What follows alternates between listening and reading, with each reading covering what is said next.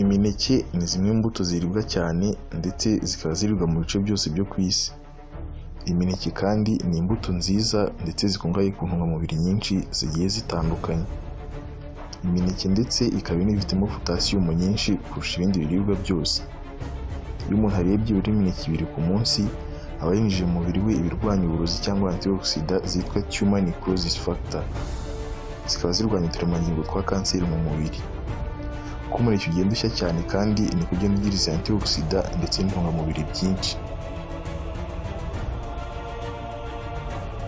Turabasaba gukora subscribe ndetse no kuactiva akazogera kugira ngo umenye gukomeza kubona video zacu mu ba mbere.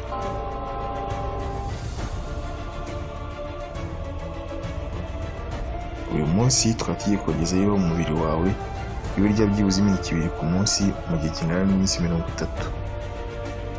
Icya mbere ni uko imineke irwanya agahinda gakabije cyangwa depression. Abantu bafite depression cyangwa agahinda gakabije baba bafite umusemburo muke wa serotonin mu bwonko. Imineke rero ifitemo ikinyabutabire cyitwa tryptophan gihinduramo serotonin, bityo depression ikagabanuka kuko serotonin iba yabonetse mu bwonko. Icya kabiri ni uko imineke itera imbaraga. Imineke ifitemo amasukari karemano ariyo fructose, glucose na sucrose, ndetse ikaba inifitemo na za fibre nyinshi. Izi ntungamubiri zikaba zigufasha kongera imbaraga mu mubiri, ndetse kurya imineke 2 yonyine bikaba byagufasha gukora imyitozo ngororamubiri mu gihe kingana n'iminota 90.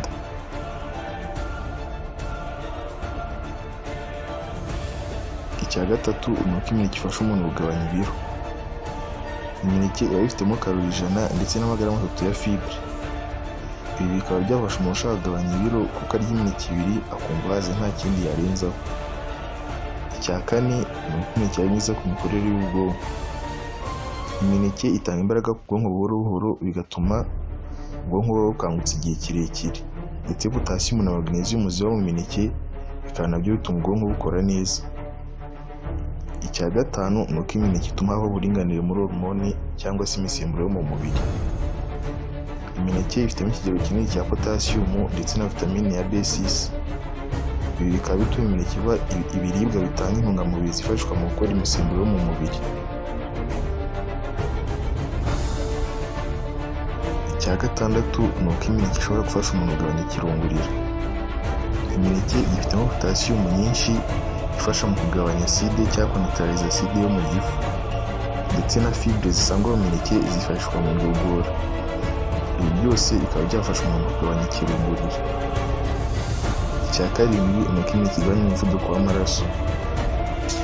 Ubushakashatsi bwagaragaje ko kurya imineke 2 ku munsi bifasha mu kugabanya umuvuduko w'amaraso ku kigero cy'10%. Abantu bafite ikibazo cy'umuvuduko w'amaraso, imineke ni amahitamo meza kuri bo kuko ifitemo sodium cyangwa umunyu muke, ndetse ikagira potassium nyinshi. Icya munani ni uko imineke ari myiza ku buzima bw'amaraso. Imineke ifitemo ubutare cyangwa fer. Ibi bikaba bigufasha kugira ubuzima bwiza bw'amaraso, ndetse bikaba bikurinda kugira indwara ziterwa no kugira ubutare buke mu maraso. Imineke kandi ifitemo vitamine za B6 zifashishwa mu bikorwa by'uturemangingo tw'umweru cyangwa white blood cells. Ikindi kandi imineke ni myiza ku magufa yawe kuko ifitemo intungamubiri zituma amagufa akomera, ndetse zikayafasha kubona calcium.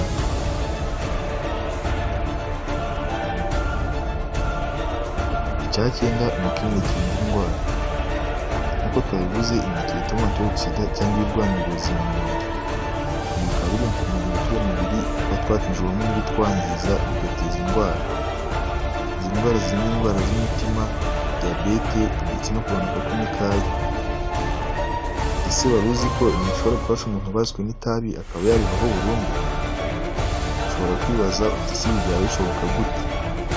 Imineke ifitemo uruvange rwa vitamine B6, potassium ndetse na magnesium. Bikaba bifasha umuntu kugabanya nikotine mu mubiri, bityo ingeso yo kunywa itabi ikaba igenda igabanuka uko na nikotine igenda igabanuka kugeza bishize. Icya 11 ni uko imineke ivuga ko ivura udusebe two mu gifu. Bikaba byaratangajwe n'abaganga bo mu Buhinde, ndetse biza kwemezwa neza n'abaganga bo mu gihugu cy'Ubwongereza. Aba baganga bakaba bavuga ko imineke ifitemo ikinyabutabire cyitwa citoyindoside – gifasha kuvura ndetse no kurinda umuntu utu dusebe two mu gifu.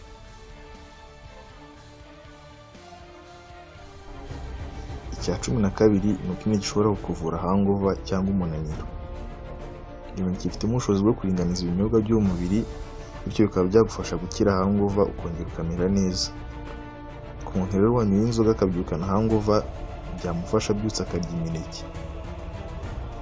Icya 13 ni uko imineke ivura impatwe cyangwa constipation. Imineke ifitemo fibre zituma igogora ry'ibiryo rigenda neza, bityo bikaba byakurinda kugira constipation cyangwa impatwe. Icya 14 ni uko imineke irinda indwara zifata ubwonko ndetse ikafasha umuntu kubasha gufata mu mutwe ndetse no kwibuka. Intungamubiri zisanga mu mineke ni nziza ku mikorere y'ubwonko ndetse n'imitekerereze. Icya 15 ni uko imineke ifasha mu mikorere ndetse n'ubuzima bwiza by'umutima. Imineke ifitemo intungamubiri nyinshi zifasha mu mikorere myiza y'umutima ndetse bikaba bikurinda kugira indwara zibasira umutima. Mu ntungamubiri imineke ifite hakaba harimo potassium ituma habaho imitemberere myiza y'amaraso mu mubiri. Dukurikije ibyiza by'imineke, abantu bakaba bashishikarizwa kurya imineke myinshi kandi bakayirya kenshi kugira ngo barusheho kugira ubuzima bwiza. Mwakoze kudukurikirana, tukaba tubasaba gukora subscribe kugira ngo mwifuze kubona ibiganiro byacu kandi mubibone mu ba mbere.